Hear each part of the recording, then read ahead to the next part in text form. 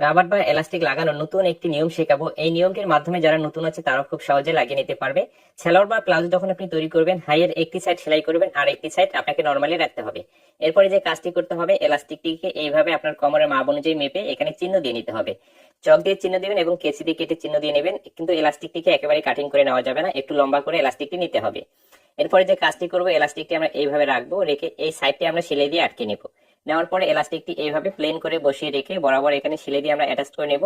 এলাস্টিকটির উপরে যেন সেলাই না পড়ে সেদিকে লক্ষ্য রাখতে হবে। এতটুকু অংশ সেলাই করা কমপ্লিট হয়ে গেলে এখন এলাস্টিকটি আমরা টেনে টেনে বের করব। এইভাবে টেনে টেনে বের করে যেখানে আমরা চক দিয়ে চিহ্ন দিয়েছি এবং কেচি দিয়ে কেটে চিহ্ন দিয়েছি, এখানে আসার পরে দেখুন এইদিকেও আমাদেরকে সেলাই দিয়ে আটকে নিতে হবে। এই নিয়মটি ফলো করে আপনি কিন্তু খুব সহজে এলাস্টিকটি লাগিয়ে নিতে পারবেন। আপনার কাছে কোনো ঝামেলাই মনে হবে না, অত্যন্ত সহজ মনে হবে। এরপরে ঠিক আছে, ঠিক মাঝ বরাবর একটি বরাবর আমরা সেলাই দিয়ে নেব। এতটুকু অংশ সেলাই দেওয়া হয়ে গেলে এলাস্টিকটি লাগানো কমপ্লিট হয়ে গেছে। এখন কি করব, আরেকটি যে হাই আছে আমরা নর্মালি রেখেছি, এই সাইডেও এখন আমরা জয়েন্ট